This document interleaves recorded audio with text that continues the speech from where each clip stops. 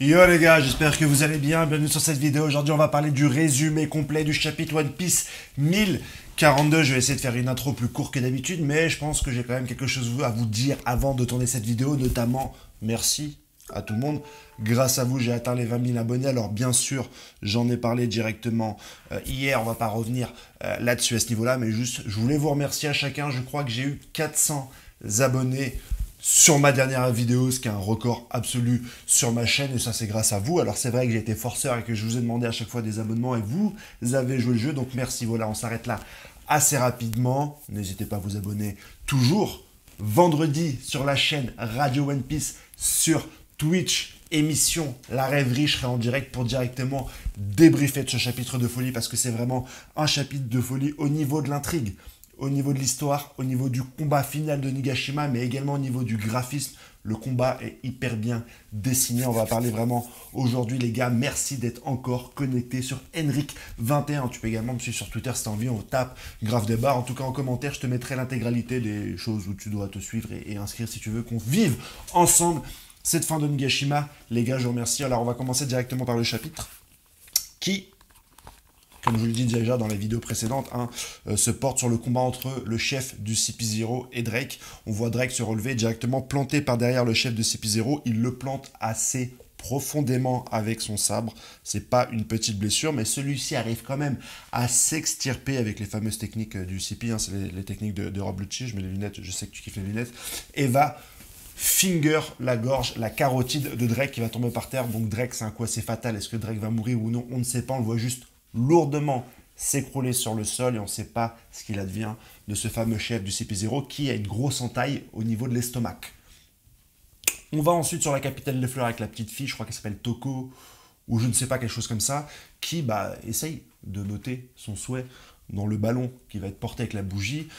Voilà, la capitale des fleurs n'a aucune idée de ce qui se passe sur Onigashima. Ils sont là en train de faire la teuf, c'est la soirée du feu. Ils savent pas qu'il y a Luffy qui est en train de se péter là-haut contre Kaido, mais l'auteur nous fait plaisir et nous met directement un focus sur ce combat-là. Kaido est pris dans l'attaque de Luffy, Snake Mane, Hydra, il mange des coups d'un peu partout, et à ce moment-là, il a une phrase qui est hyper intéressante. Il va dire, tiens, l'élasticité des coups et la manière dont tu les portes, c'est pas dû au gomu gomu, ce n'est pas de l'élasticité. Ça me rappelle la phrase de Doflamingo quand il avait mis un coup dans Luffy, mais que malgré le haki, le torse, les abdos de Luffy, c'était un petit peu, je dirais, courbé de manière élastique. Doflamingo a dit là encore, ah bah tiens, t'arrives à mélanger ton fruit du démon avec le haki. On rebondit là-dessus. Est-ce qu'on est en train de parler du fait que Luffy n'a pas vraiment le gomu gomu, comme le Gorosei avait dit, je vous le rappelle, qu'on a changé le nom d'un fruit pour cacher son véritable pouvoir. Shanks qui parle au Gorosei en disant il faut que je vous parle d'un certain pirate. Shanks qui donne son chapeau de paille quand il a vu que c'est Luffy qui a mangé le Gomu Gomu qui était entre les mains de la marine, puisque c'est Wuzu qui l'avait avant que Shanks le vole. Tiens, tiens, tiens, ça vous dit pas quelque chose ça? Je pense que une nouvelle facette du Gomu Gomu, un nouvel aspect, un secret qu'on ne savait pas, va très certainement être révélé pendant cet arc de Nigashima, et que ça va aider Luffy à potentiellement battre Kaido. En tout cas, on a de plus en plus de preuves que Luffy a peut-être quelque chose d'autre sous le pied que ce fruit du démon. Le combat continue, on voit une nouvelle forme de l'ivresse de Kaido, c'est l'ivresse, il est amoureux, on voit Kaido faire un petit peu le con, genre il pose son doigt un peu sur sa bouche et qu'il est... il y a un mélange d'admiration et également de sentiments amoureux dus à l'alcool envers Luffy et ses nombreuses techniques. Et Kaido va s'empresser de le frapper et il va se changer en dragon. On va revoir la forme dragon sur ce chapitre. Il va croquer Luffy et l'amener directement en hauteur beaucoup plus haut que l'île de Nigashima. Ça va continuer à se taper. Luffy et Kaido vont se taper. Mais finalement, en fait, Kaido va lâcher Luffy et va lâcher un Boros Breath. Envoyer directement Luffy sur Onigashima. La tournure du combat devient dantesque. Onigashima se mange donc l'attaque de Kaido qui va éventrer directement l'île. Elle est encore là sur l'île, tu veux, mais elle subit de plus en plus de dommages. Entre le coup de l'eau, Big Mom qui le traverse, et là, Kaido qui fait plonger directement Luffy, le Onigashima est complètement détruit. De la même manière que le palais de Dieu dans Dragon Ball Z, dans le combat entre Boubou et Gotenks.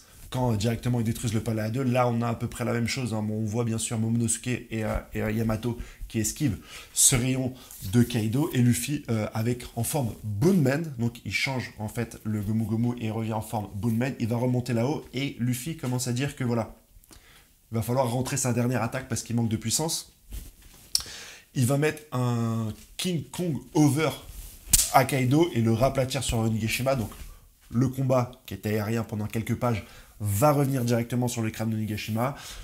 Kaido va changer de forme et va se transformer en hybride alcoolo vénère. Je crois que c'est ça, c'est la nouvelle forme qu'on voit, pour mettre quelques coups bien placés à Luffy, dont un qui va faire que en fait, Luffy, qui est transformé en Bunman, va, à chaque fois qu'il a une fin de Gear 4, Luffy rapetisse, et avant de rapetisser, il lâche un petit peu son énergie en termes de fumée.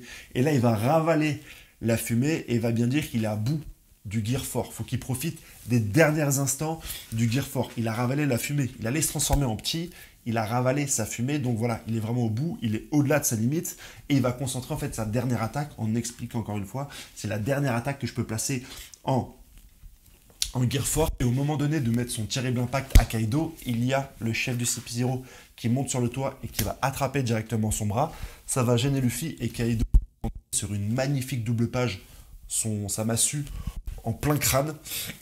Et en fait, tu as plusieurs points de vue.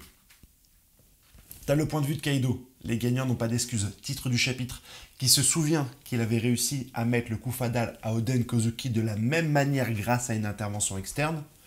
Quid de ton titre de la bestiole la plus puissante du monde si, lorsque tu as affronté tes pires adversaires, tu as été aidé par une personne extérieure? Là est la question philosophique de ce chapitre, parce que dans One Piece, il y a également de la philosophie. Dezio, le membre du CP0, a réussi à s'esquiver.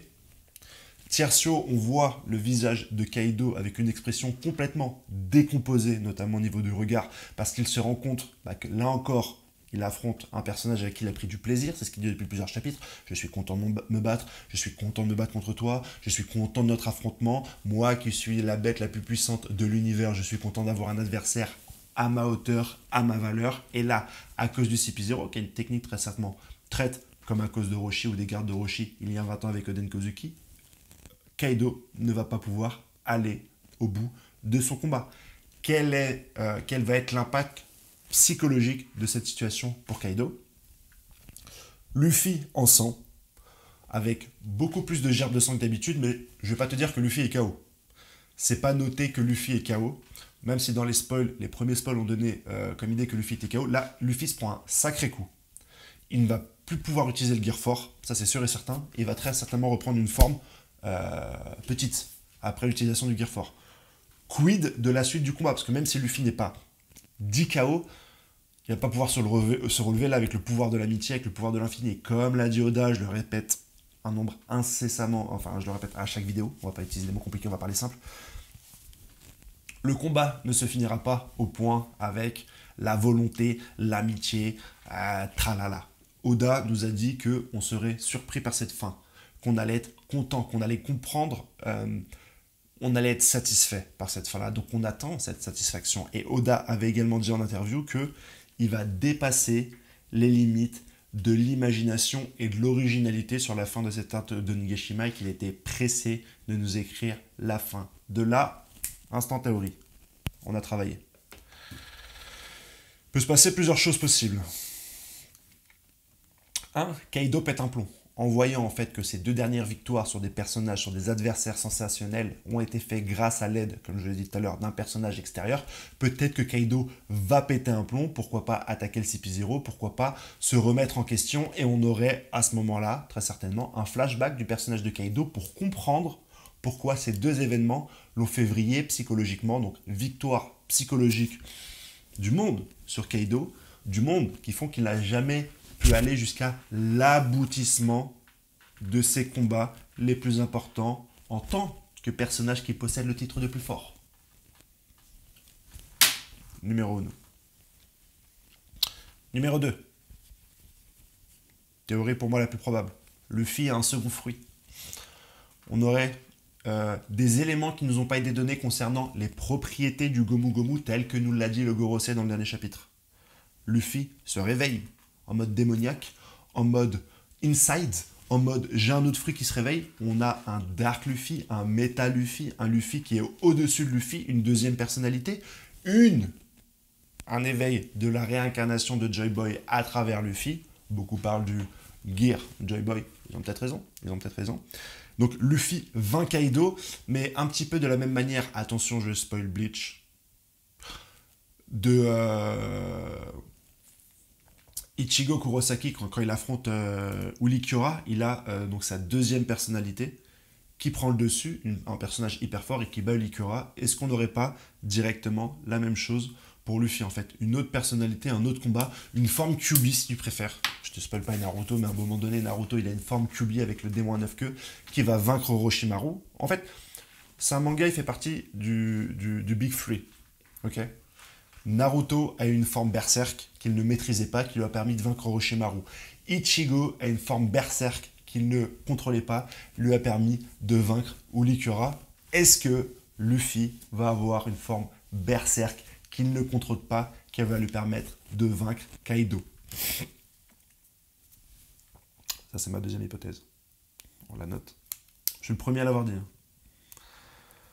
Troisième hypothèse, Luffy KO, Oda prend ses couilles, et on a, pour la première fois dans un arc, une défaite des Mugiwara. Alors il y a beaucoup qui me disent en commentaire, mais tu connais pas One Piece, tu sais très bien que ça ne peut pas arriver, on ne peut pas avoir la défaite des Mugiwara, je sais, je le sais, mais je dis que ça serait très couillu de la part des Oda de le faire, notamment un des mangas qui performe aujourd'hui dans le Weekly Shonen Jump, et sur internet en général, c'est Jujutsu Kaisen, et dans Jujutsu Kaisen, il y a de la défaite. Il y a beaucoup de défaites, beaucoup de héros qui se mangent des KO, mon pote, et qui meurent. Peut-être qu'Oda se dit qu'on est en train de traverser une nouvelle ère dans l'art du manga, et qu'on ne peut plus dessiner un héros qui gagne combat après combat, boss après boss, enta après enta, finale après finale, à chaque combat. C'est vrai que nous, en tant que lecteurs, on va peut-être perdre un petit peu de cette intrigue, de cette empathie naturelle, de ce risque en ce qui concerne le héros et dans ce qui concerne le dépassement de soi.